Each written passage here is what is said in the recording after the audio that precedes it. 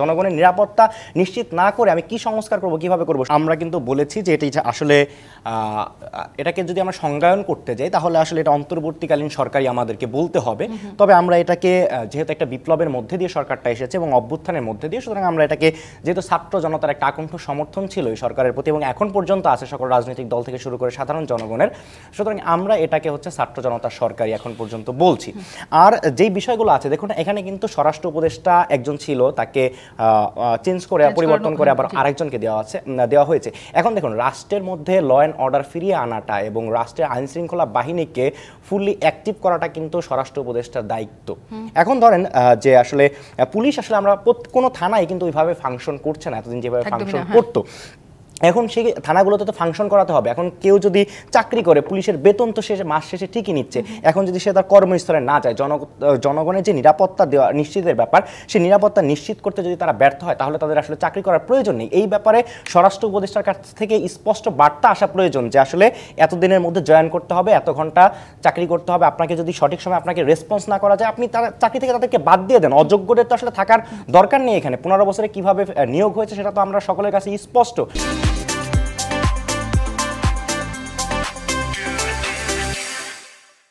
সুতরাং প্রয়োজনে নতুন নিয়োগ দেওয়া হোক, ইমিডিয়েটলি নতুন কোনো প্রজ্ঞাপন জারি করে বা যেভাবে হোক না কেন নতুন পুলিশদেরকে নিয়োগ দেওয়া হোক, অন্তত দেশে ল অ্যান্ড অর্ডারটা পুরোপুরি যাতে ঠিক হয় সেই ব্যাপারে স্বরাষ্ট্র উপদেষ্টার এই মুহূর্তে মানে একদম কঠিন থেকে কঠিনতম পদক্ষেপ এবং শক্ত পদক্ষেপ গ্রহণ করা উচিত বলে আমরা মনে করছি। এবং আমরা প্রেশার বারবারই ক্রিয়েট করে যাচ্ছি। এখন পুলিশের মধ্যেও একটা ভয় আছে, একটা আতঙ্ক আছে যে 15 বছর তো তারা আসলে ফ্যাসিবাদকে এক প্রকার সার্ভ করেছে এবং এখন দেখুন সে তার পেশাদারিত্বের পরিচয় দেয় নাই, এজন্যই তার মধ্যে ভয়। তারপরে আমরা বলেছি যে যেহেতু পুলিশের কিন্তু আসলে জনগণের নিরাপত্তা দেওয়ার দায়িত্ব, তারপর আমরা বলেছি যে আমরা প্রয়োজন আপনাদের নিরাপত্তা দেবো, আমরা সহযোগিতা করব। এরপরেও যারা আছে তাদের কর্মস্থলে ফিরছে না যে সকল পুলিশ সদস্য, আমরা সুস্পষ্টভাবে বলতে পারি তারা নিশ্চিত কোনো প্রকার কোনো ষড়যন্ত্রের সাথে সম্পৃক্ত, তাহলে কেন তারা আসলে তাদের পেশাদারিত্বের পরিচয়টা দিচ্ছে না?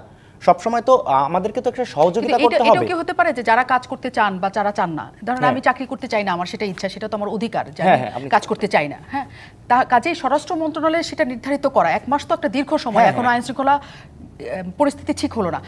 আপনারা শুরুতে অনেক প্রেশার রেখেছিলেন উপদেষ্টাদের, আমরা পরিবর্তিতও হতে দেখেছি। 1 মাসে আইন শৃঙ্খলা পরিস্থিতির যখন এত নাজুক অবস্থা, সেই দিকে আপনারা আসলে নজর দিচ্ছেন কিনা? যে আমরা সবসময় বলে যাচ্ছি, আমরা সবসময় প্রেশার দিয়ে যাচ্ছি। এই দায়িত্বটা তো আসলে মানে হচ্ছে একটি থানায় পুলিশ আসবে কি আসবে না, এটা তো স্বরাষ্ট্র মন্ত্রণালয় কিংবা স্বরাষ্ট্র উপদেষ্টা যারা আছে তারা ঠিক করবে। আমরা কথা বলতে পারি এই জায়গাটায়, আমরা বারবারই বলতে যাচ্ছি যে স্বরাষ্ট্র উপদেষ্টার একটি কঠিন পদক্ষেপ নেওয়া উচিত এই ব্যাপারগুলোতে, কারণ এইভাবে তো একটা রাষ্ট্র ফাংশন করতে পারে না। জনগণের নিরাপত্তা নিশ্চিত না করে আমি কি সংস্কার করব, কিভাবে করব?